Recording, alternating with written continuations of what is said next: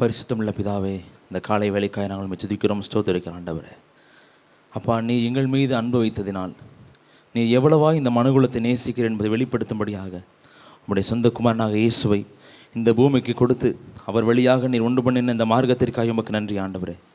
ஆண்டவரே ஸ்தோத்திரம். அவருடைய இரத்தமானது எங்கள் பாவங்கள் எல்லாம் அழுக்கரை கழுவி சுத்திகரித்து உம்மண்டையில் எங்களை நெருங்க வைத்ததற்காக உமக்கு நன்றி ஆண்டவரே. அப்பா, இப்பொழுது கூட ஆண்டவர் இன்றைக்கி என்ன பேசணுமோ அதை நீங்கள் பேசுங்க ஆண்டவரே.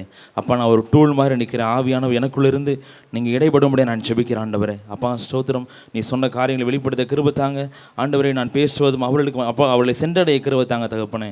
அப்பா, இந்த வார்த்தை அவள் வாழ்க்கையில் ஒரு மாற்றத்தை உண்டாகட்டும். எங்களை தாழ்த்துகிற சுவாமி, தொடர்ந்து எங்களோடு இடைபடுங்கப்பா. இரட்சகரின் நல்ல நாமத்தில் பிதாவே, ஆமென். மாம்சத்தின்படி தாவீதின் சந்ததியில் பிறந்தவரும் பரிசுத்தமுள்ள ஆவியின்படி தேவனுடைய சுதன் என்று மரித்தோரில் இந்த உயிர்த்தெழுந்ததினாலே பலமாய் நிரூபிக்கப்பட்ட தேவகுமாரனாக இருக்கிற இயேசு கிறிஸ்துவின் நாமத்தில் வந்திருக்கிற யாவருக்கும் அன்பின் வாழ்த்துக்கள். ஹல்லேலூயா, ஹல்லேலூயா. உயிர்த்தெழுந்த இயேசு கிறிஸ்து, ஆமேன். அவர் மரித்த தெய்வம் அல்ல, அவர் உயிரோடு இருக்கிறவர். ஹல்லேலூயா. இந்த நாட்களில் நாம் வழி என்ற தலைப்பில் தேவனுடைய வசனத்தை தியானித்து வருகிறோம். இன்றைய தினத்தில் கூட ஒரு சின்ன ஒரு தலைப்பு ஆண்டவர் கொடுத்தாரு. எதற்காக இயேசு பலியானார்? சொல்லுங்க, எதற்காக இயேசு பலியானார்? ரட்சிக்கிறதுக்காக,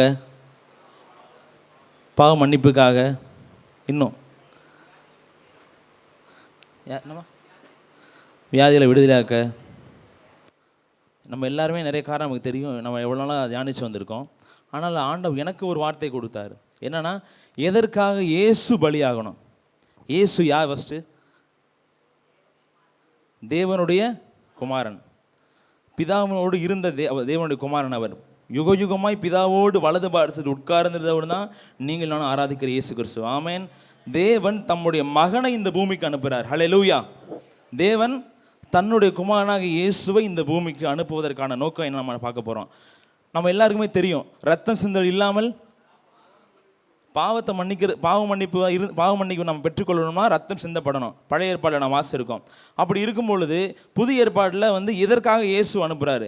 நான் ஒன்று சொல்கிறேன். பிதா நினச்சிருந்தாருன்னா பாவம் பண்ண மனுஷனை மீட்பதற்கு மறுபடியும் ஒரு மனிதனை உருவாக்கியிருக்கலாம். பாவமற்ற மனிதனை உருவாக்கி அந்த மனிதனை தன்னுடைய கட்டுப்பாட்டிற்குள் வைத்து கொண்டு அவனை பரிசுத்தமான வாழ்க்கையை வாழ வைத்து அந்த மனிதனை கொல்ல வைத்து அவனுடைய மரணத்தின் மூலமாக நமக்கு ஒரு மீட்பை உண்டு பண்ண முடியும். எதற்காக தம்முடைய குமாரனை அவர் அனுப்ப வேண்டும்? நான் சொல்றது புரியுதா? ஆதாம ஆண்டவர் உருவாக்குனார்ல, ஆதாம உருவாக்குனது மாதிரி இன்னொரு மனிதனை கர்த்தரால் உருவாக்க முடியாதா? அவர் எல்லாவற்றையும் செய்யக்கூடிய தேவன். அப்படி இருக்கும் பொழுது அப்படி ஒரு மனுஷனை உருவாக்கி அந்த மனுஷனை பிதா சும்மா விட்டுறாம அவன் தன்னோட கட்டுப்பாட்டுக்குள்ளே வைத்து அவனை பரிசுத்தமாய் வாழ வைத்து அந்த மனுஷனை கொண்டு ஒரு ரட்சிப்பை இந்த பூமிக்கு கொண்டு பண்ணியிருக்கலாம். இல்லை, இயேசு கிறிஸ்துவே டைரக்டாக நம்ம பலி செலுத்துகிற மாதிரி கொண்டு போய் அவரை 39 சவுக்கடி வாங்க வைக்காம, சிலுவையை தூக்கி அந்த கொல்கதா மலைக்கு அந்த வெயிலில் நடக்க வைக்காம டைரக்டாக கொண்டு போய் அவரை குத்தி கொண்டிருக்கலாமே. நான் சொல்கிறது புரியுதா? ஜீவ பலி நம்ம எவ்வளோ பலிகளை பார்த்துருக்கோம். எல்லா பலிகளுமே அந்த அந்த உயிரினத்தை கொன்று அதை தகனிப்பாங்க. அதுதான் உண்மை, எல்லாருக்குமே தெரியும். அப்படி இருக்கும்போது எதற்காக இயேசு பாடுபட வேண்டும்? எதற்காக இத்தனை வேதனைகளை பிதாவாகிய தேவன் தம்முடைய குமாரனுக்கு கொடுத்தார்? ஹல்லேலூயா. நான் ஒரு வசனத்தை வாசிக்கலாமா? அப்போஸ்தலனாகிய பவுல் ரோமருக்கு எழுதின நிருபம் 5வது அதிகாரம் 8வது வசனம். நாம் பாவிகளாய் இருக்கையில் கிறிஸ்து நமக்காக மரித்ததினாலே தேவன் நம்மேல் வைத்த தமது அன்பை விளங்க பண்ணுகிறார். ஹல்லேலூயா. இதுதான் கடவுள் இயேசுவை பலியிடுவதற்கான ஒரே ஒரு காரணம், அவர் எவ்வளவா இந்த மனுகுலத்தை நேசிக்கிறேன் என்பதை வெளிப்படுத்த வேண்டும் என்று சித்தமுள்ளவராக இருந்தார். ஆமேன். ஹல்லேலூயா. அவருக்குள் எவ்வளவு அன்பு இருக்கிறது என்பதை இந்த பூமி, இந்த மனிதர்கள், நான் பேசும்போது நீங்கள் கூட சேர்ந்து பேசலாம், நான் கேட்க நீ ஆன்சர் பண்ணலாம். இந்த மனுஷன் இந்த மனுகுலத்திற்கு தாம் எவ்வளவு அன்புள்ளவர் என்பதை விளங்க பண்ணுவதற்காக தேவன் தம்முடைய குமாரனாக இயேசுவை இந்த பூமிக்கு அனுப்புகிறார். ஹல்லேலூயா, ஹல்லேலூயா. இன்னொரு வசனத்தை வாசிக்கலாம். 1 பேதுரு 1வது அதிகாரம் 16வது வசனம். நான் பரிசுத்தர், ஆகையால் நீங்களும் பரிசுத்தராய் இருங்கள் என்று எழுதியிருக்கிறதே. ஹல்லேலூயா. நான் பரிசுத்தர் ஆகையால் நீங்களும் பரிசுத்தராய் இருங்கள் என்று எழுதியிருக்கிறதே. ஆமென். நாம் ஆராதிக்கிற தேவன் பரிசுத்தம் உள்ளவர். ஹல்லேலூயா, ஹல்லேலூயா. அவரால் தீமையை பார்க்க முடியாது. ஹல்லேலூயா. ஆனால் அந்த பரிசுத்தமுள்ள தேவன் இந்த மனுகுலத்தை உருவாக்கும் பொழுது அவனை பாவமற்றவனாய் உண்டாக்கினார். காரணம், தேவன் ஒரு குறிப்பிட்ட ஒரு தூதனை தம்மை ஆராதிப்பதற்காக வைத்திருந்தார். அவனுடைய பேர் என்ன தெரியுமா? லூசிஃபர். அவனை என்ன பண்ணார்னா, அவனை ஆராதிக்கிற கூட்டத்துக்கு தலைவனாக வைத்து அவனை தேவன் ஆராதிக்கிற ஒரு தூதனாக அவனை வைத்திருந்தார். அவன் என்ன பண்ணுறான்னா, தேவனுக்கு இணையாக என்னுடைய சிங்காசனத்தை ஸ்தாபிக்கணும்னு சொல்லி அவன் ஆசைப்படுறான். அது கர்த்தர் அறிந்தார். அவன் என்ன பண்ணார்? மேலேருந்து தள்ளி விட்டார். என்ன பண்ணார்? தள்ளி விட்டார். அவனுடைய ஸ்தானம் அங்கு வெறுமையாக இருக்கிறது. அப்போ அந்த இடத்திற்கு இன்னொரு ஆள் வரணும். கர்த்தரை ஆராதிப்பதற்கு இன்னொரு நபரை ஆண்டவர் தேர்ந்தெடுக்கணும். அதற்காக தான் ஆண்டவர் மனுஷன் இந்த பூமியில் உருவாக்குறார். ஹல்லேலூயா, ஹல்லேலூயா. தேவதூதன் உருவாக்கின பொழுது தேவதூதனுக்குள்ள அன்பு எந்த ஒரு காரியமே கிடையாது. எந்த ஒரு காரியமற்ற தேவனுடைய வேலையை செய்கிற ஒரு வேலையாள மாத்திரம்தான் தேவதூதன் ஆண்டவர் படைச்சார். ஆனால் மனுஷனை படைக்கும் பொழுது அப்படி படைக்கக்கூடாதுன்னு அவர் முடிவு பண்ணிட்டார். என்ன பண்ணுறாருனா, தமது சாயலின்படியும் தமது ரூபத்தின்படியும் மனுஷனை உண்டாக்கினார். தமது சாயல்னா அவர் என்ன நம்மளை மாதிரி மாம்ச ரூபத்தில் இருப்பாரா? தேவன் நம்மளை போல மாம்ச ரூபத்தில் இருப்பாரா? நீங்கள் சொல்லுங்கள். நிச்சயமாக தேவன் மாம்ச ரூபத்தில் கிடையாது. அவர் ஆவியாக இருக்கிறார். அவருக்கு சொரூபம் இல்லை, ரூபம் இல்லை. அதனால தான் நம்ம எந்த ஒரு விக்கிரகத்தையும் நம்ம வைக்கிறது கிடையாது, வணங்குறது கிடையாது. ஏன்னா நம்ம ஆராதிக்கிற தேவன் ஆவியாக இருக்கிறார். ஹல்லேலூயா, ஹல்லேலூயா. அப்படி இருக்கும் பொழுது அந்த தேவனுக்குள் ஒரு முக்கியமான காரியம் ஒன்று இருக்கிறது, பரிசுத்தம். ஹல்லேலூயா. இன்னொரு காரியம் ஒன்று இருக்கிறது, கிருபை. ஹல்லேலூயா. மூன்றாவது ஒன்று இருக்கிறது, அன்பு. பரிசுத்தம், கிருபை, அன்பு, இந்த மூன்றும் ஒரு சேர பெற்றவர் தான் நீங்களும் நானும் ஆராதிக்கிற தேவனாய கர்த்தர். ஹல்லேலூயா. அந்த தேவன் மனுஷனை உருவாக்கிய பொழுது அவரை போலவே படைச்சார். ஹல்லேலூயா. ஆதாமுக்குள்ளேயும் பரிசுத்தத்தை வச்சாரு, ஆதாமுக்குள்ளேயும் அன்பை வச்சாரு, ஆதாமுக்குள்ளேயும் இரக்கத்தை வச்சாரு. இது எல்லாத்தையும் வைத்து தான் என்ன பண்ணார்? அவனை படைச்சார். ஆனாலும் ஸ்ரீயானவள் ஒரு சின்ன பாவத்தை பண்ணனால என்னாச்சு? தேவ மகிமை அவர்கள் இழந்தார்கள். எது போச்சு? பரிசுத்தம் போச்சு. இப்போ அந்த மனுஷன் பாவம் பண்ணி போயிட்டான். அவன் என்ன பண்ணார்? ஆண்டவர் ஏதேன் தோட்டத்திலிருந்து அனுப்பிட்டார். அனுப்பின மனுஷனை திருப்பி ஆண்டவர் ஏன் எனக்குன்னு ஆசைப்படுறாருனா, அவனை தன்னை போலவே உருவாக்கியிருக்காரு. ஹல்லேலூயா. தூதனை தள்ளி விட்டார். ஆனால் திருப்பி இந்த மனுஷனை தள்ளி விட்டு அப்படியே போயிடட்டும் அப்படின்னு ஆண்டவர் ஆசைப்படலை. எப்படியாச்சும் இந்த மனுஷனை திருப்பி பக்கம் இழுக்க நினைச்சாரு. அப்படி இருக்கும் பொழுது மனிதர், இப்போ நான் இருக்கேன், நான் ஒரு குறிப்பிட்ட மனிதனை ஒரு வேலையை செய்ய வைக்கிறோம்னா 3 காரியத்தை வச்சு செய்ய வைக்கலாம். எப்படின்னா, கட்டாயப்படுத்தி பயமுறுத்தி செய்ய வைக்கலாம். ரெண்டாவது, எதையாச்சும் நீ இதை பண்ணால் நான் உனக்கு இது கொடுப்பேன்னா செய்வாங்க. ஒரு சின்ன சாம்பிள் சொல்கிறேன். சாமண்ணே இருக்கார். சாமண்ணே நான் அவர் என்கிட்ட தண்ணி கேட்குறாரு. பிரவீன் தண்ணி கொண்டு வான்னு சொல்கிறாரு. அப்போ நீ தண்ணி கொண்டு வரல, நான் மைக் சவுண்டை குறைச்சிருவேன்னு சொல்லி ஒரு பேச்சு சொல்கிறேன். நீ தண்ணி கொண்டு வரல, நான் மைக் சவுண்டை உனக்கு குறைச்சிருவேன்னா அப்படின்னு சொல்கிறாரு. நான் என்ன பண்ணுறேன்? பயந்து போய் என்ன பண்ணேன்? தண்ணியை கொண்டு கொடுக்குறேன். இது என்னது? பயந்து ஒரு விஷயத்த பண்ணுறது. ரெண்டாவது ஒரு விஷயம் இருக்குது. பிரவீன், நீ தண்ணி கொண்டு வந்தேன்னா நான் உனக்கு மைக் சவுண்டை கூட்டு வந்தா, நான் உனக்கு ஏதாச்சும் பண்ணுவேன் அப்படின்னு சொல்கிறாரு. ஓகேவா? ஒரு நன்மையை நான் உனக்கு தருவேன்னு சொல்கிறாரு. அப்போ நான் என்ன பண்ணுறேன்? தண்ணி கொண்டு கொடுக்குறேன். எதுக்காக? எனக்கு ஒரு நன்மை, எனக்கு ஒரு எதிர்பார்ப்பு. மூன்றாவது ஒரு முறை ஒன்று இருக்கிறது, அதுதான் முக்கியமான முறை. அது என்னன்னா, இல்லை அவர் சாமண்ணை சென்னையிலிருந்து இங்கே ஊழியம் பண்ணார், நம்ம அவரை நேசிக்கிறோம், நம்ம அவரை சுற்றக்கூடாது. அவர் தண்ணி கேட்டால் நம்ம கொடுக்குற தப்பே கிடையாது, தண்ணி கொடுக்குறோம், நம்ம குறைஞ்ச போகிறது கிடையாது. நான் அவரை நேசிக்கிறேன், நான் அவரை அன்பு செலுத்தினா அந்த வேலையை நான் என்ன பண்ணுவேன்? எந்த எதிர்பார்ப்பும் இல்லாமல், பயம் இல்லாமல் நான் என்ன பண்ணுவேன்? மனப்பூர்வமாக செய்வேன். ஹல்லேலூயா. இதைத்தான் தேவன் இந்த பூமிக்கு சொல்ல வந்தார். ஹல்லேலூயா. அவர் பழைய ஏற்பாட்டில் தம்முடைய கட்டளைகளையும் நியமங்களையும் அடுக்கடுக்காக வைக்கிறார். 613 கட்டளை கற்பனை கொடுக்குறாரு. அதெல்லாம் கொடுத்து இதை நீ செய்யணும், நீ செய்யலைன்னா உனக்கு சாபம் வரும்னு சொல்கிறாரு. ஹல்லேலூயா. ஒரு பயமுறுத்தலை ஆண்டவர் வைக்கிறாரு. ஆனால் நம்மளுக்கு எப்படி தெரியுமா? யூத மக்கள்லாம் அந்த பயமுறுத்தலை கண்டுக்கவே இல்லை. சும்மா அடி ஸ்டார்டிங்கில் பயந்தாங்க. போக போக போக போக அந்த பயம் அவனை விட்டு போச்சு. ஏன்னா பயம் ஒரு மனிதனை பரிசுத்தமாய் மாற்ற முடியாது, பயம் ஒரு மனிதனை பூரணப்படுத்த முடியாது. அப்போ இன்னொன்று சொன்னார், நீ இதை செஞ்சேன்னா நான் உனக்கு இந்த நன்மையை தருவேன், நீ நீடித்த நாளாக இருப்பதற்கு உன் தகப்பனாயும் கனம் பண்ணுவாயாக. அதாவது என்னென்னா, இதை செய்யி நான் உனக்கு இதை கொடுப்பேன்னு சொல்லி ஒரு எதிர்பார்ப்பை கொடுத்தாரு. நீ இதை பண்ணால் நான் உனக்கு கொடுப்பேன்னு சொல்லி பண்ணார். அதை ஆரம்பத்தில் கீழ்ப்படிஞ்சாங்க. போக போக போக போக அதுலேருந்து வழிவிட்டாங்க. ஹல்லேலூயா, ஹல்லேலூயா. மொத்தம் 2 சொல்லியிருக்கேன். அந்த 2 முறையும் நீங்கள் சொல்லணும். ஃபஸ்ட் என்னது? எப்படி ஒரு வேலையை செய்ய வைக்கிறது? பயத்தினாலையும் கட்டாயத்தினாலும் செய்ய வைக்கிறது. ரெண்டாவது, எதிர்பார்ப்போட ஒரு விஷயத்தை செய்ய வைக்கிறது. மூன்றாவது ஒரு விஷயம் இருக்குது, அதுதான் அன்போடு செய்ய வைக்கிறது. ஹல்லேலூயா, ஹல்லேலூயா. இப்போ தேவன் பரிசுத்தராக இருக்கிறாரு. திருப்பி தேவன்கிட்ட மனுஷன் போனோம்னா அவனுக்குள்ள பரிசுத்தம் வரணும். அந்த பரிசுத்த மனுஷனுக்குள்ள சாதாரணமாக வந்துடாது. அந்த பரிசுத்தத்தை மனுஷனுக்குள்ள கொண்டு வரதுக்காக தேவன் என்ன பண்ணுறாருனா, தான் அன்பை இந்த பூமிக்கு வெளிப்படுத்தி அதன் மூலமாக என்னை ஆராதிக்கிற என் மனிதன், என்னோட பிள்ளைங்க என்னை அன்பு செலுத்தினா அவன் பரிசுத்தமாக வாழ்வாள. ஹல்லேலூயா. ஒரு மனுஷன் வந்து குடிக்கிற ஒரு மனுஷன் இருக்கார், ஒரு கணவன் இருக்கார், ஒரு மனைவி இருக்காங்க. அப்போ வந்து எவ்வளவோ அவங்க மனைவி சொல்லி பார்க்குறாங்க, கேட்கல. கடைசியில் அந்த மனைவி வந்து அந்த கணவனை எவ்வளவா நேசிக்கிறேங்க என்பதை வெளிப்படுத்துகிறாங்க. அவர் தண்ணி அடிச்சுட்டு வராரு. வீட்டுக்கு வரும்பொழுது நல்ல ஒரு கறியை சாப்பாடு செஞ்சு வச்சு, நீங்கள் தண்ணி அடிச்சு வந்துருக்கீங்க, நீங்கள் சொன்னாலும் கேட்க மாட்டீங்க, உங்கள் உடம்பு பாதிக்கப்பட்டு போயிடும், அதனால் அந்த கறியெல்லாம் சாப்பிடுங்க, அது பெரிய பாதிப்பு உங்களுக்கு ஏற்படுத்தான்னு சொல்கிறாங்க. அந்த காரியம் அந்த மனுஷனுக்குள்ளே ஒரு மாற்றத்தை உண்டாக்குது. நம்ம எவ்வளோ தடவை நம்ம மனைவி சொல்லி நம்ம கேட்கல, ஆனாலும் அவன் நம்மளை என்ன பண்ணுறா, நேசிக்கிறா. அந்த நேசத்திற்காக அந்த மனிதன் தான் செய்கிற தவறை விடுவான். இதுதான் அந்த பூமியில் நடந்துருக்கு. ஹல்லேலூயா. அந்த மாதிரி நான் இயேசுவை நேசிக்கும் பொழுது, அவரை அனுப்பின பிதாவை நான் நேசிக்கும் பொழுது, இந்த உலகத்தில் நான் செய்கிற ஒவ்வொரு பாவத்தையும் விடுவேன். ஹல்லேலூயா. எந்த ஒரு மனுஷனாலையும் உடனே பாவத்தை விட முடியாது. நீங்கள் எவ்வளவுதான் முயற்சி பண்ணாலும் நீங்கள் செய்த பாவத்தை உங்களால் விட முடியாது. நான் அடிச்சே சொல்கிறேன், ஒரு 10 வருஷம் ஆகணும், 20 வருஷம், எத்தனை வருஷம் விசுவாசம் நீங்கள் இருந்துங்க, உங்கள் சரீர முயற்சி அற்ப பிரயோஜனம் உள்ளது. நீங்கள் என்ன தான் முயற்சி பண்ணாலும் நீங்கள் பாவம் பண்ணாமல் இருக்க மாட்டீங்க. உண்மையா இல்லையா? நம்ம மனசாட்சிக்கு நமக்கு தெரியுமா இல்லையா? ஒரு நாளைக்கு குறைஞ்சபட்சம் 2 பொய்யா சொல்லாமல் யாராச்சும் இருக்கீங்களா? 2 பொய். இப்போ நானே இருக்கேன், நான் வந்துக்கிருக்கேன். அண்ணே ஃபோன் பண்ணாரு, தம்பி எங்கப்பா இருக்கேன்னாரு. நான் அப்போ தான் வீட்டு வந்து கிளம்பிக்கிருக்கேன். அண்ணே பாதி தூரம் வந்துட்டேனே என்ன, ஏன்னா அப்போ தான் அவங்களுக்கு ஒரு நம்பிக்கை வரும் அப்படின்னு நம்ம என்ன அறியாமல் சொல்லிடுவோம்.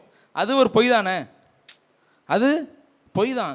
இந்த மாதிரி எல்லாமே பாவமாக தான் நம்ம பண்ணிக்கிட்டே இருக்கோம். அப்போ இந்த பாவமே இல்லாமல் நம்ம பரிசுத்தமாய் முழுமையாய் மாறுவதற்கு, ஹல்லேலூயா, என்னோட பாவத்தை இயேசு மன்னிச்சிட்டாரு. என்னோட பழைய பாவத்தையும் நான் ரட்சிக்கப்படும் பொழுது அவர் இதுவரை செய்த எல்லா பாவத்தையும் மன்னிச்சிட்டாரு. ஆனால் எனக்கு இதுக்கப்புறம் ஒரு வாழ்க்கை இருக்கே, உண்மையா இல்லையா? நான் வந்து பரிசுத்தமாக மாறிட்டேன். அன்றைக்கி நைட்டே நான் ஆண்டு பரலத்துக்கு கொண்டு போயிடுவாரா? அப்படி கொண்டு போயிட்டானா பிரச்சனையே இல்லை. ஆனால் அவர் இந்த பூமியில் நம்மளை வச்சு செய்வார். ஹல்லேலூயா. இந்த பூமியில் தான் நம்ம இருந்தாகணும். அவர் நம்மளை எப்போ ரசித்தாரோ, எப்படி நம்ம பரலோகத்துக்கு போகிற வரைக்கும் இந்த பூமியில் நமக்கு பல பாடுகள் நமக்கு இருக்கிறது. இந்த உபத்திரவங்கள், இந்த நெருக்கங்கள், இந்த சூழ்நிலை எல்லாவற்றையும் தாண்டி நம்ம இந்த உலகத்தால் கரைபடாதபடிக்கு பரிசுத்தமாக இருக்கிறோம்னா அது அவரால் மட்டுமே முடியும். அவர் நமக்கு உதவி செய்தால் மட்டுமே முடியும். ஹல்லேலூயா. ஒரு வசனத்தை வாசிக்கலாம். 1 யோவான் 5ஆம் அதிகாரம் 19ஆம் வசனம்.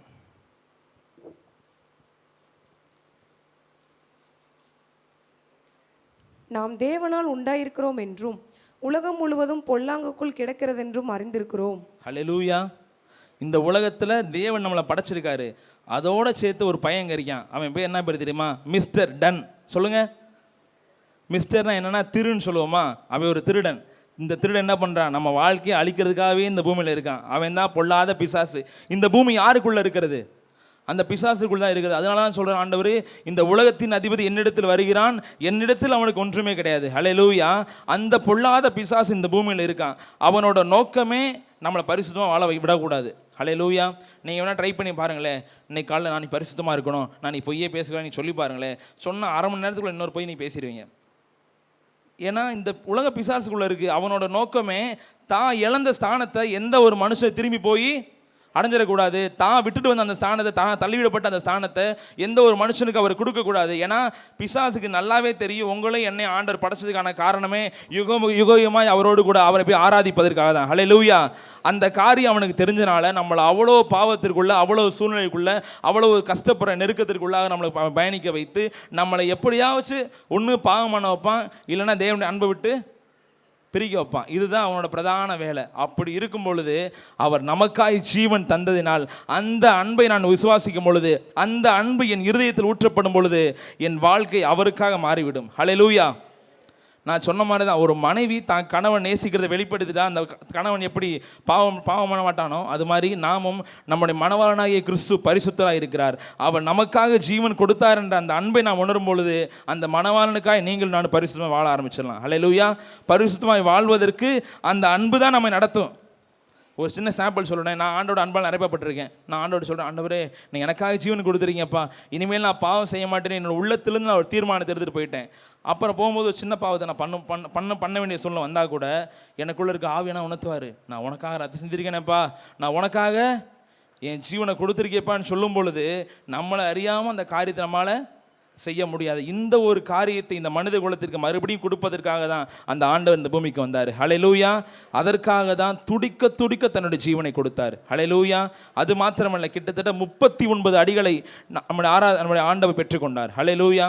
ஒரு சவுக்கடி நம்மளால் தாங்க முடியாது. ஒரு எத்தனையோ இப்போ ஆண்டரை குறித்து எத்தனையோ ஆண்டோட மரணத்தை குறித்து எத்தனையோ ஒரு படம் பார்த்துருக்கோம். அப்படி இருக்கும்போது ஒரு படத்தில் வந்து ஒரு குறிப்பிட்ட காட்சியில் வந்து அந்த இயேசு கிறிஸ்து வாரெல்லாம் அடிப்பிக்கிற காட்சியை செய்யும் பொழுது ஒரு மனிதனுக்கு வந்து பன்றியோட தோலை சுற்றி வச்சுட்டாங்களாம். ஏன்னா அடிக்கும் பொழுது நம்மளோட தோளில் பற்றக்கூடாதுல்ல, அதனால் நடிக்கிறதுக்காக சுற்றி ஒரு பன்றியோட தோலை வச்சுருந்தாங்களாம். அப்படி இருக்கும்போது ஏதோ ஒரு அடி, ஒரு குறிப்பிட்ட ஒரு அடி, அந்த சவுக்கடி வந்து அந்த தோலையும் தாண்டி அந்த மனிதனோட தோளில் போய் பட்டுருச்சான். அந்த மனிதன் துடிச்சு போயிட்டாரான். அவனால் முடியவே இல்லை, அந்த அந்த அந்த பலவீனத்தை தாண்டி வர முடியல. ஒரு சின்ன ஒரு அடி ஒரு மனுஷனுக்குள்ளே படும் பொழுது அவன் அவ்வளோ வேதனைப்படுறான். யோசிச்சு பாருங்க, ஒரு சின்ன வேதனை நம்மளுடைய வாழ்க்கையில் வரும்பொழுது, ஒரு கால் பிசைக்குச்சு, ஒரு சின்ன காலில் ஒரு அடிபட்டுருச்சு, உடனே நம்மளுக்கு துள்ளிடுவாங்க, ஐயோ என் கால் போச்சேன்னு சொல்லிடுவாங்க. அப்படி இருக்கும் பொழுது 39 அடியை ஒருவர் சவுக்கடியை வாங்கியிருக்காரு. ஹல்லேலூயா. அது எல்லாம் முட்களாக ஆனது. அந்த முட்கள் அவருடைய உடலுக்குள் சென்று அவர் திருப்பி அந்த சவுக்கை எடுக்கும் பொழுது உள்ளிருந்து கறி வெளியே வந்துச்சு, அவருடைய சதையும் பிற்கப்பட்டது. ஹல்லேலூயா. அதெல்லாம் அவர் பண்ணதுக்கான ஒரே ஒரு காரணம், தாம் எவ்வளவா இந்த மனுகுலத்தை நேசிக்கிறேன் என்பதை அவர் விளங்க பண்ணினார். ஹல்லேலூயா. அது மாத்திரமல்ல, அவ்வளோ வேதனை பெற்றுக்கொண்டும் கூட அந்த கொல்கதா மலைக்கு அவர் அந்த வெயிலில் நடந்து போனப்போ அந்த எருசலேம் நகரம் முழுவதும் இரத்த கோலத்தால் நிரம்பி இருந்தது. ஆனால் அவருடைய உள்ளத்திற்குள் எவ்வளோ வேதனை இருந்திருக்கும் யோசிச்சு பாருங்க. அவ்வளோ வேதனை கொடுத்துட்டாங்க, 39 அடியை கொடுத்துட்டாங்க. அவ்வளோ வேதனை மிகுந்த சிலுவையை மறுபடியும் அவர் தூக்கி கொண்டு அந்த மலைக்கு ஏறும் பொழுது அவருடைய உடல் எவ்வளோ பாடுபட்டிருக்கும், எவ்வளோ வலிச்சிருக்கு அவருக்கு. உண்மையா இல்லையா? எவ்வளோ வேதனையாக இருக்கும். அதோட சிலுவையில் 2 கைகளும் 2 கால்களும் அடிக்கப்பட்டவராக இவர் தொங்கின பொழுது அவருக்கு எவ்வளோ வேதனை இருந்திருக்கும். ஹல்லேலூயா. நம்ம வந்து இந்த புவியீர்ப்பு விசை தான் நம்மளை வந்து நிற்க வைக்கிறது. அப்படி இருக்கும் பொழுது நான் கொஞ்சம் ப்ராக்டிக்கலாக திங்க் பண்ணி பார்த்தேன். இயேசு சிலுவையில் தொங்கும் பொழுது, அவர் சிலுவையில் தொங்கி இருக்கிறப்ப அவரோட காலில் வந்து இந்த பூமி இழுக்கும். அந்த அவரோட உடல் ஒட்டுமொத்த ஸ்ட்ரென்த்துமே அந்த காலை நோக்கி தான் போயிருக்கும். என்னென்ன இப்போ நீங்கள் பார்த்தீங்கன்னா அந்த கால் தான் நம்மளை தாங்கி நிற்கிது. அப்போ அந்த கால் அங்கே வந்து பூமி இழுக்கும். அவருக்கு அந்த காலில் எவ்வளோ வேதனைப்பட்டிருப்பார். இன்னொன்று சொல்கிறேன், அவர் நிர்வாண கோலத்தில் நமக்காக தொங்கப்பட்டார். அவர் தன்னோட நிர்வாணத்தை மறைக்க நினச்சா கூட கையை அவர் அங்கேருந்து இருக்க முடியாது. திருவள்ளுவர் சொல்லிக்காரு, உடுக்கை இழந்தவன் கை போல அங்கே இருக்குன்னு கிளவி தான் நட்பு. ஒரு உடம்புல ஒரு சின்ன ஒரு பாகம் மறைஞ்சு தெரிஞ்சால் கூட, நம்மளை ட்ரெஸ்ஸு விலங்குன்னு தெரிஞ்சால் கூட நம்மளை நம்மளை அறியாமல் உடனே போய் அதை சரி பண்ணிடும். அப்படி இருக்கும் பொழுது அவரால் அதையும் பண்ண முடியல. எவ்வளோ பெரிய வேதனை. இன்னொன்று சொல்கிறேன், எங்கள் அப்பா இருக்கார். எங்கள் அப்பா நான் தப்பே பண்ணாமல் அடித்தா எனக்கு எவ்வளோ கஷ்டமாக இருக்கும். தப்பு பண்ணாமல் அடித்தா எப்படி இருக்கும். அவர் பாவம் அறியாத தேவனை, பாவம் அறியாத தம்முடைய குமாரனை இயேசு கிறிஸ்துவ பிதாவாகிய தேவன் அவ்வளோ வேதனைக்கு உட்படுத்தினார். அப்போ இயேசுவோட மனசு எவ்வளோ கஷ்டப்பட்டிருக்கோம், அந்த பிதாவோட மனசு எவ்வளோ துடிச்சிருக்கும். நீங்கள் வந்து ஒரு செல்வந்தராக இருக்கீங்க, நீங்கள் நல்ல ஒரு போஸ்டிங்கில் இருக்கீங்க, உங்கள் பிள்ளை இன்னொருத்த அடிச்சுட்டே இருந்தீங்க, அடிச்சுக்கிறீங்க, நீங்கள் அதை பார்த்துட்டீங்க, உங்கள் பிள்ளை அழுதுக்கு இருக்குது, நீங்கள் சும்மா இருப்பீங்களா? வரைஞ்சிக்கிட்டு போய் நிற்பீங்களே, நீ யாரா என் பிள்ளை அடிக்கிறதுன்னு கேட்போம். உண்மையா இல்லையா? அப்படி இருக்கும்பொழுது ஒட்டுமொத்த மனுகுலத்தையும் உருவாக்கினது அந்த தேவன் தான். அவர் எல்லா வல்லமையுடையவராக இருக்கார். அவருடைய குமாரனை அவங்க அடிக்கும் பொழுது அவருக்கு எவ்வளோ கஷ்டமாக இருந்திருக்கும். ஹல்லேலூயா. எவ்வளோ வேதனை அவர் பட்டிருப்பார். பிதாவும் குமாரனும் அந்த சிலுவை காட்சியில் தம்முடைய அன்பை இந்த பூமிக்கு வெளிப்படுத்தினார்கள். ஹல்லேலூயா. ஹல்லேலூயா. தான் நேச மகனை, தான் நேசித்த அந்த குமாரனை அவர் நமக்காய் ஒப்பு கொடுத்து நான் எவ்வளவா இந்த மனுகுலத்தை நேசிக்கிறேன் என்பதை நமக்கு வெளிப்படுத்தியிருக்கிறார். ஹல்லேலூயா. ஹல்லேலூயா. கடைசியாக ஒரு காட்சி, சிலுவைக்கு போயிட்டாரு, அடித்த பொழுது ஆண்டவர் வார்த்தை சொல்வார், என் தேவனே ஏன் என்னை கைவிட்டீங்க அப்படின்னு வார்த்தை கேட்குறாரு. அந்த வார்த்தை நம்ம எல்லாம் நினைப்போம், ஒருவேளை பிதா எனக்கு உதவி பண்ணலான்னு சொல்லி ஆண்டவர் கேட்டால் நினைப்போம். அப்படி கிடையாது. ஏன்னா பிதாவும் குமாரனும் பல கோடி வருஷங்களாக, பல யுக வருஷமாக பிதா குமாரன் பரிசுத்த ஆவியும் ஒன்றா தான் இருக்காங்க. அப்படி இருக்கும் பொழுது அந்த பிதா வந்து இயேசு கிறிஸ்து சொல்லுவார், நானும் என் பிதாவும் ஒன்றாக இருக்கிறோம். அவர் பிதாவோடு உறவோடு இருந்தார், பிதாவோட ஒரு உறவில் இருந்தார். எதுக்காக ஆண்டவர் ஜெபம் பண்ண போகிறாருன்னா, அவர் உதவிக்காக போல. அடிக்கடி மலைக்கெல்லாம் போகிறார்ல, போய் பிதாவே எனக்கு உதவி பண்ணுங்க அவர் கேட்கல, அவர் பிதாவோட உறவுக்காக ஜெபம் பண்ண போனார். ஹல்லேலூயா. அவர் தனிப்பட்ட முறையில் ஜெபிக்க போனது எல்லாம் உதவிக்காக இல்லை, உறவுக்காக. ஹல்லேலூயா. கடைசியாக போனார் அந்த கெஸ்தமனை பூங்காவுக்கு. அப்பொழுது கூட இந்த துன்ப பாத்திரம் என்னை விட்டு நீங்கள் குணமானால் நீங்கும்படி செய்யும், ஆனாலும் என் சித்தத்தின்படி அல்லப்பா உங்கள் சித்தத்தின்படி கடவுளை அர்ப்பணிச்சிட்டாரு. ஹல்லேலூயா. அது வரைக்கும் சித்தத்தை செஞ்சார், அந்த சிலுவையிலும் தம்முடைய சித்தத்தை அவர் நிறைவேற்றினார். ஹல்லேலூயா. அப்படி இருக்கும் பொழுது அவர் சிலுவையில் தொங்கும் பொழுது எல்லா பாவங்களும் சர்வலோகத்தின் பாவங்களும் இயேசு மேல் விழுந்தது. ஹல்லேலூயா. அவர் எல்லாருடைய பாவத்தையும் சிலுவையில் சுமந்து கொண்டிருந்தார். பிதாவாகிய தேவனை குறித்து ஆபகுகள் ஒரு வசனம் போட்டிருக்கு, தீமையை பார்க்க மாட்டாத சுத்த, சத்தமாக சொல்லுங்க, சுத்த, தீமையை பார்க்க மாட்டாத சுத்த கண்ணனை அநியாயத்தை நோக்கி கொண்டிருக்க மாட்டீரேன்னு வசனம் சொல்லுது.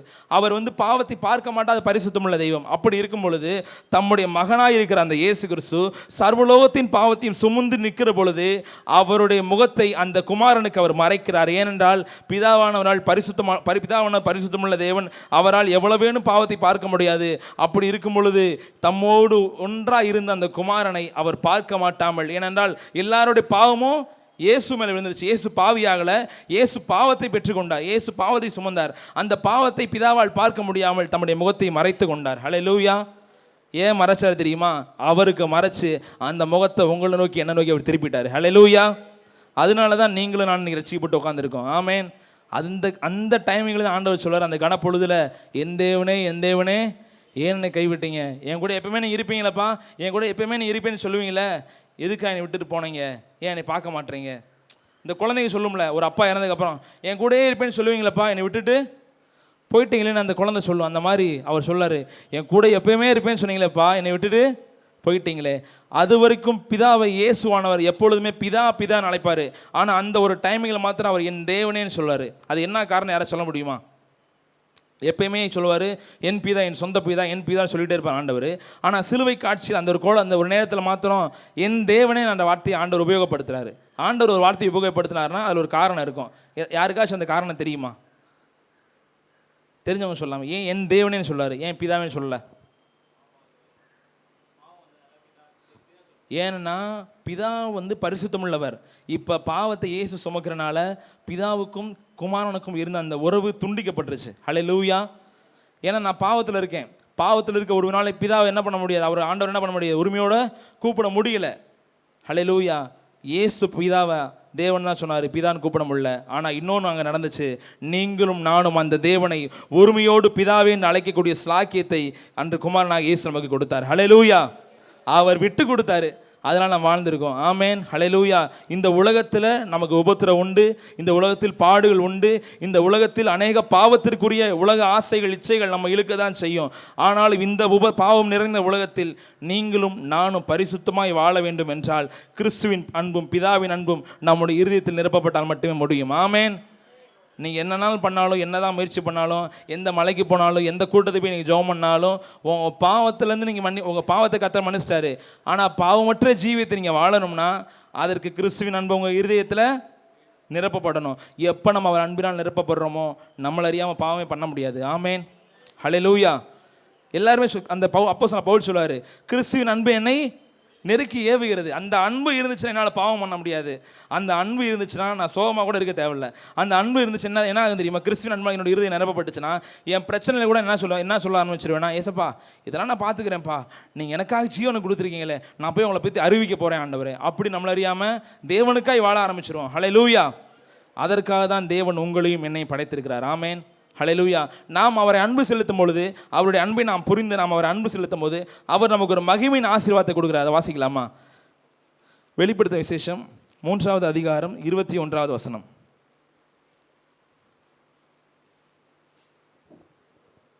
நான் ஜெயங்கொண்டு என் பிதாவினுடைய சிங்காசனத்திலே அவரோட கூட உட்கார்ந்தது போல ஜெயங்கொள்ளுகிறவன் எவனோ அவனும் என்னுடைய சிங்காசனத்தில் என்னோட கூட உட்காரும்படி அருள் செய்வேன். ஆமேன். ஹல்லேலூயா. இதோட முடிக்கிறேன். இது கரெக்டாக இது கடைசியான வார்த்தை. நான் ஒன்று சொன்னேன், தேவதூதன் என்ன பண்ண ஆண்டர் அங்கேருந்து கீழே தள்ளி விட்டார். தேவதூதனை ஒரு தூதனாக தான் படைச்சார். அந்த தூதன் என்ன ஆசைப்பட்டான்? தேவனோட சிங்காசனத்தில் நான் போய் உட்காரணும், அவருக்கு சரிசமமாக என்ன பண்ணணும், உட்காரணும் அப்படின்னு ஆசைப்பட்டனால அவர் என்ன பண்ணுறாரு, அவனை தள்ளி விடாரு. இங்கே என்ன சொல்கிறேன்னா, இயேசு கிறிஸ்து நான் ஜெயம் கொண்டு நான் உயிர் தெளிந்து போய் என் பிதாவோட வலது பாசத்தில் உட்காந்துருக்கேன். நான் உட்காந்துருக்கிற மாதிரி என்ன விசுவாசிச்சு இந்த உலகத்தில் ஜெயமாக வாழ்ந்து முடிக்கிறவங்க வந்து என் கூட வந்து உட்காருவாங்கன்னு சொல்லுவார். ஹல்லேலூயா, ஹல்லேலூயா. எந்த நோக்கத்துக்காக அவனை தள்ளி விட்டாரோ அந்த நோக்கத்தை தாம் ஆராதிக்கிற பிள்ளைகளை தாம் அன்பு கூறுகிற பிள்ளைகளுக்கு அவர் கிருபையாய் கொடுத்திருக்கிறார். ஆமேன், ஹல்லேலூயா. அதுக்கு தான் அவனை தள்ளி விட்டார். அவருடைய சிங்காசனத்துக்கு ஈக்குவலாக தன்னோட சிங்காசனத்தை போட நினச்சான், அவனை தள்ளி விட்டார். இப்போ என்ன சொல்லுவார்னா, அவன் தள்ளி விட்டார், ஆனால் தான் நேசிக்கிற பிள்ளைகளை தம்மோடு உட்காரக்கூடிய கிருபையில் அவர் தரப்போகிறார். ஆமேன். பரலோகத்தில் ஒரே ஒரு சிங்காசனம் தான் இருக்குது. அந்த சிங்காசனத்தில் பிதா உட்காந்துருக்காரு, வலது பாசத்தில் யார் உட்காந்துருக்கா? இயேசு கிறிஸ்து உட்காந்துருக்காரு. அவரோடு கூட நீங்களான உட்கார போகிறோம். ஆமேன், ஹல்லேலூயா. ஒன்று சொல்லவா, உங்களுக்கு வேறு சேர்லாம் போடல, அந்த ராஜா உட்கார்ந்திருக்க சிங்காசனத்தில் நம்மை அவர் உட்கார வைக்க போகிறார். ஆமேன். எவ்வளோ பெரிய பாக்கியம். ஆமேன். அவர் அன்பையும் செலுத்திட்டாரு. அவர் சொன்னதை நம்ம செய்யும் பொழுது இன்னொரு மகிமையான ஒரு வாழ்க்கையை நமக்கு கிடச்சிருக்காரு. ஹல்லேலூயா, ஹல்லேலூயா. எத்தனை பேர் ஆசை இருக்குது? ஆமேன். நாம் எழுந்து ஜெபிக்கலாமா? ஆண்டவரே, என் வாழ்க்கையில் ஆண்டவர் எனக்குள்ளே இருக்க பாவங்களை ஆண்டவரை நான் விடுவதற்கு ஆண்டவர் என்னோட சுயம் முடியாது, என்னோட சரீர முயற்சிகள் ஒரு பிரயோஜனம் படாத ஆண்டவரே. ஆனால் உங்கள் அன்பினால் என் இருதயம் நிரப்பப்படும் பொழுது ஆண்டவர், உங்களுடைய அன்பினால் என் இருதயம் நிரப்பப்படும் பொழுது நான் பரிசுத்தனாய் வாழ்ந்து விடுவேன். ஆண்டவரே, நான் பரிசுத்தனாய் வாழ்ந்து விடுவேன். உங்கள் அன்பினால் என்னோட இருதயம் நிரப்பப்படும் பொழுது நான் எல்லா பாவ கிரியைகளையும் வென்று காட்டுவேன். தகப்பனே, சத்ரு என்னை வாழ்க்கையை கெடுக்க நினைக்கிற எல்லா காரியத்திலிருந்தும் நான் வெற்றி பெறுவதற்கு உங்களுடைய அன்பு எனக்கு போதும். ஆண்டவரே, உங்கள் அன்பு எனக்கு போதும். உங்க அன்பு எனக்கு இருந்துச்சுன்னா நான் எதை வெற்றி பெற்றுவேன். அப்பா, உங்களுக்கு ஸ்தோத்திரம். எல்லாம் கண்களை மூடி நன்றி சொல்லுவோம். ஆண்டவரே, அப்பா, உங்களுடைய அன்பினால் எங்களை நிரப்புங்கப்பா. அப்பா, அந்த காலை வேளையில் ஸ்தோத்திரம். உங்க அன்பினால் எங்களை நிறைத்தருளுங்க. ஆண்டவரே, நீங்க எங்களுக்காக ஜீவன் கொடுத்தீங்களே அப்பா, எங்களுக்காக உங்களுடைய ரத்தத்தை கொடுத்தீங்களே அப்பா, ரத்தத்தை விலைக்கிரயமாய் சிந்தி நீர் எங்களை மீட்டு எடுத்தீங்க. ஆண்டவரே, அப்பா, அந்த அன்பை நாங்கள் தியானிக்கிறோம். அப்பா, கிறிஸ்துவின் அன்பால் அப்பா எங்கள் இருதயம் நிரப்பப்பட கிருபை தாங்க தகப்பனே. அப்பா, போது ஆண்டவரே, ஸ்தோத்திரம். பாவம் செய்கிறவன் அப்பா தேவனுடைய குறுக்கு குமாரனை மறுபடியும் சிலுவையில் அறைகிறான் என்ற வசனம் சொல்லுகிறது. நாங்கள் மறுபடியும் பாவம் செய்து ஆண்டவரை மறுபடியும் நாங்கள் துன்பப்படுத்திடக்கூடாது. ஆண்டவரே, நாங்கள் மறுபடியும் கஷ்டப்படுத்தக்கூடாது. ஆண்டு இந்த பாவத்தில் நாங்கள் ஜெயிக்கணும். இந்த பாவமற்ற வாழ்க்கையை நாங்கள் வாழணும். அதற்கு உம்மால் மட்டுமே முடியும். உம்முடைய அன்பினால் நாங்கள் நிரப்பப்படும் பொழுது அப்பா, பரிசுத்த ஆவியானவர் எங்களுக்கு உதவி செய்ய வல்லவராக இருக்கிறீரே. உமக்கு ஸ்தோத்திரம் ஆண்டவரே. இந்த காலை வேளையில் ஆண்டவரே, இந்த வாரத்தில் அப்பா உம்முடைய அன்பினால் நாங்கள் நிரப்பப்பட்டவராய் வாழ கிருபை தாங்கப்பா. எங்களுக்காக நீர் சிந்தின ரத்தத்தை நாங்கள் தியானிக்கிறோம். எங்களுக்காக நீர் பட்ட வேதனையில் நாங்கள் தியானிக்கிறோம். அந்த அன்பினால் இருதயம் நிரப்பப்பட கிருபை தாங்கப்பா. கண்ணை மூடி சொல்லுமா, இந்த பாடுகள் உந்தன் வாழ்வுக்காய் சொந்தப்படுத்தி ஏற்றுக்கொண்டார். இந்த பாடுகள் உந்தன் வாழ்வுக்காய் சொந்தப்படுத்தி ஏற்றுக்கொண்டார். நேசிக்கின்றாயோ இயேசுநாதரை? நேசித்து வா குருசெடுத்து. நேசிக்கின்றாயோ இயேசுநாதரை? நேசித்து வா குருசெடுத்து ஏறுகின்றார். சேவல் கோவிடும் 3 வேளையும் சொந்த குருவை மறுதளித்தான். சேவல் கூவிடும் 3 வேளையும் சொந்த குருவை மறுதளித்தான். ஓடி ஒளியும் அந்த பேதுருவையும் தேடி அன்பாய் நோக்குகிறார். ஓடி ஒளியும் அந்த பேதுருவையும் தேடி அன்பா நோக்குகிறார். ஏறுகின்றார். ஆண்டவரே, உம்மை மறுதலித்து தன் வாழ்க்கையில் மிகப்பெரிய பாவத்தை அன்று பேதுரு பண்ணினான் ஆண்டவரே. ஆனால் அந்த பேதுருவிட மறுபடியும் வந்து நீ என்னை நேசிக்கிறாயான்னு கேட்ட ஒரு நல்ல தெய்வம் தான்ப்பா நீங்கள். அப்பா, பாவம் பண்ணவனை அப்படியே விட்டுடாம அவனை மறுபடியும் மீட்பதற்காக இந்த பூமிக்கு நீங்களே வந்தீங்களே சாமி. அப்பா வந்தவர் எங்களுக்காக ஜீவனை கொடுத்தீங்களே ஆண்டவர், நாங்கள் அனுபவிக்க வேண்டிய தண்டனைகளை, நாங்கள் ஏற்றுக்கொள்ள வேண்டிய ஆக்கினை தீர்ப்பை நீர் எங்களுக்காய் பெற்றுக்கொண்டீங்களே அப்பா, உங்களுக்கு நன்றி ஆண்டவரே. அந்த உன்னதமான கிறிஸ்துவின் அன்பினால் எங்களுடைய இருதயம் எப்பொழுதும் நிரப்பப்பட்டிருக்க கிருபை தாங்க தகப்பனே. எங்கள் வாழ்க்கை அந்த கிறிஸ்துவுக்காய் வாழ கிருபை தாங்க தகப்பனே. எங்கள் வாழ்க்கை பரிசுத்தமாக இருக்க கிருபை தாங்கப்பா. அப்பா எங்கள் வாழ்க்கை தேவனை மகிமைப்படுத்த வேண்டும் என்ற அந்த ஒற்றை நோக்கத்தோடு மாத்திரம் இருக்க கிருபை தாங்க தகப்பனே. ஆண்டு இந்த உலகத்தில் எங்களுக்கு உபத்திரவம் உண்டு, இந்த உலகம் பொல்லாங்களுக்குள் கிடைக்கிறது. ஆனாலும் அவருக்குள் பிறந்த ஒருவன், அவரால் மீட்கப்பட்ட ஒருவன், அவரால் அப்பா கழுவப்பட்டு பரிசுத்தமாக்கப்பட்டு ரட்சிக்கப்பட்ட ஒருவன், அவருடைய அன்பினால் நிரப்பப்பட்ட ஒருவன் அவரை பின்பற்றும் பொழுது, அவருடைய அன்பை அவன் ஒவ்வொரு நாளும் தியானிக்கும் பொழுது நிச்சயமாக இயேசு எப்படி பரிசுத்தராய் வாழ்ந்தீரோ அப்ப நாங்களும் உம்மை போல் பரிசுத்தராய் வாழ முடியும் ஆண்டவரே. இந்த காலை வேளையில் இந்த ஜெபத்தை வந்திருக்க ஒவ்வொருத்தருக்காக நாங்கள் ஜெபிக்கிறோம் அப்பா. ஜெபிக்கிற ஆண்டவரே, ஒவ்வொருத்தவங்களையும் ஆசீர்வதிங்க. ஒவ்வொருத்தரும் அப்ப இந்த அன்பினால் நிரப்பப்பட கிருபை தாங்க தகப்பனே. ஏதோ ஒரு வாழ்க்கை இல்லப்பா, ஒரே ஒரு வாழ்க்கை, அது உங்களுக்காக நாங்கள் வாழ்ந்து முடிக்கிற ஆண்டவரே. ஒரே ஒரு வாழ்க்கைப்பா, அதை நாங்கள் பரிசுத்தமாய் வாழ்ந்து அப்பா நீர் பிரியப்படுகிறபடி வாழ்ந்து அப்பா நீங்க எப்படி சிங்க ஆசனத்தில் உங்க பிதாவோடு உட்கார்ந்து இருக்கீங்களோ சாமி, நாங்களும் வந்து உங்க வலது பார்சல் உங்களோடு கூட உட்காரக்கூடிய கிருபைகளை நீர் எங்களுக்கு தரப்போறதுக்காக நன்றி ஆண்டவரே. எங்களை தாழ்த்துகிறோம். உம்முடைய அன்பு எங்கள் நெருக்கி ஏவட்ட ஆண்டவரே. கிறிஸ்து இயேசுவில் இருந்த சிந்தையே உங்களும் இருக்க கடமை வசனம் சொன்னது போல கிறிஸ்துவின் சிந்தைகள் நிரப்பட்ட ஆண்டவரே. அந்த பிதாவின் அன்பு, அந்த உன்னதமான பிதாவின் அன்பு, தம்முடைய குமாரனை அப்பா, அந்த பாவம் அறியாத தம்முடைய குமாரனை எங்களுக்காய் துடிக்க துடிக்க ஒப்பு கொடுத்த அந்த பிதாவின் அன்பு எங்கள் இருதயத்தில் ஊற்றப்பட்ட ஆண்டவரே. அந்த அன்பினால் நாங்கள் நிரப்பப்பட்டு அந்த அன்பினால் நாங்கள் வாழ்ந்து ஆண்டவர் இந்த உலக ஓட்டத்தை வெற்றியாக முடிக்க கிருபை தாங்க தகப்பனே. நீர் பலியானதற்கு ஒரே ஒரு காரணம், நீ எவ்வளவு நேசிக்கிறீர் என்பதை இந்த பூமிக்கு விளங்க பண்ணணும் ஆண்டவரே.